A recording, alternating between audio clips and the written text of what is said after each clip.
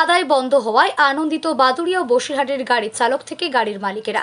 বাদুড়িয়া এবং বসিরহাটের একাধিক এলাকায় 24 ঘন্টায় ছোট মাল বোঝাই ইঞ্জিনিয়ার করে বড় বড় ট্রাক 20 টাকা থেকে শুরু করে 200 টাকা পর্যন্ত প্রতি গাড়ি নিত এই টোল আদায়ের নামে তোলাবাজি। এমনকি গাড়ি চালক কিংবা গাড়ি মালিক যদি দিতে অস্বীকার করত তাহলে তাদের গাড়িতেই বাড়ি মারধর করা হতো, এমনকি রাস্তায় গাড়ি চালাতে দেওয়া হবে না বলেও হুমকি দেওয়া হতো। এবং এইসব তোলাবাজিগুলো হতো শাসক দলের মদতে।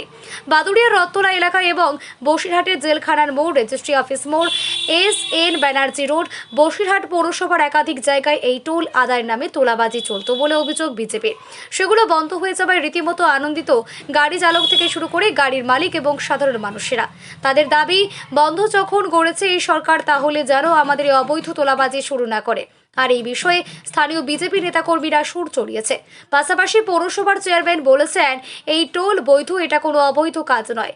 পৌরসভা টেন্ডার ডেকে এগুলো দেওয়া হতো পৌরসভার আর্থিক তহবিলের উন্নয়নের জন্য।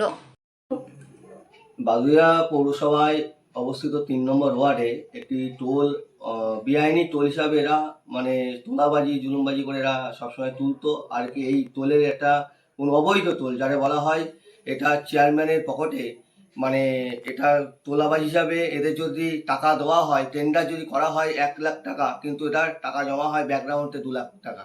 এরকম করে এরা দীর্ঘদিন ধরে তোলাবাজি শুরু করেছিল। এবং যে গাড়িগুলো যেত, একটা যদি 4 চাকা নিয়ে যায়, সে 50 টাকা তার টোল দিতে হতো। 50 টাকা, 100 টাকা, 200 টাকা অব্দি টোল বেআইনিভাবে এরা তুলতো।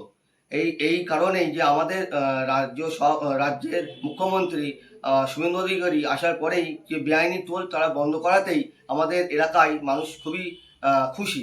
এই খুশিতে তারাও স্বস্তি পেয়েছে বলা যায় এক কথায়, যে মানুষের যে বেআইনিভাবে টাকা পয়সা জুলুমবাজি করে নিত, সেই জায়গার থেকে মানুষ মুক্তি পেয়েছে।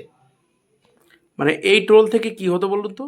এই টোল থেকে তৃণমূলদের নেতাদের পকেট ভর্তি ছাড়া আমার কিছুই এটা উন্নয়ন বলে কিছু হয় না। এই টোলের টাকা উন্নয়ন খাতে জমা হয়নি, কারণ এই টোলের যে নিয়ম যা আছে, তারা এটা কোনো নিয়ম মাফিক কোনো টোল এটা করাই হয়নি বলা যায়। তাহলে কি এটা কি অবৈধ? একদম অবৈধ টোল।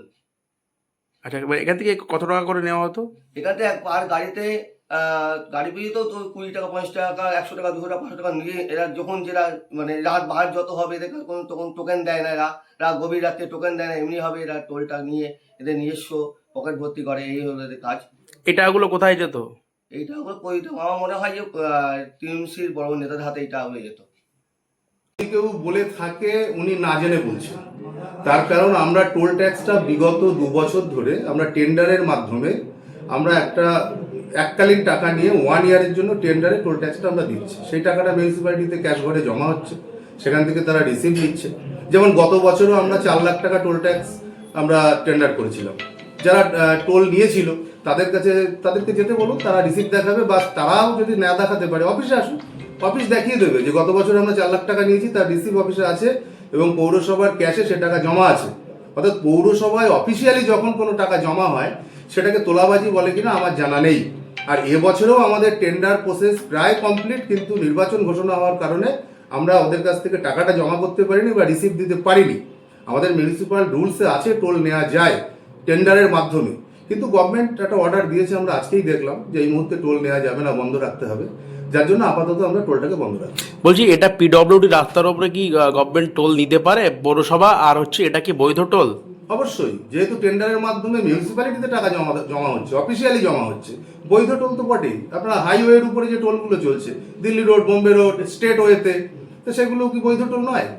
সেই টাকাও তো গভর্নমেন্টের ঘরেই জমা হচ্ছে না। শাসক দলের লোকজন অভিযোগ করছে, এটা কিভাবে দেখছেন? দেখুন, তারা বলবে তাদের মতো করে, তবে তাদের যদি মনে হয় যে এটাকে আরো বেশি করে তাদের জানা প্রয়োজন, আমার মনে হয় অফিসে এসে কর্তৃপক্ষের সঙ্গে কথা বললে তাদের কাছেও জিনিসটা পরিষ্কার হয়ে যাবে।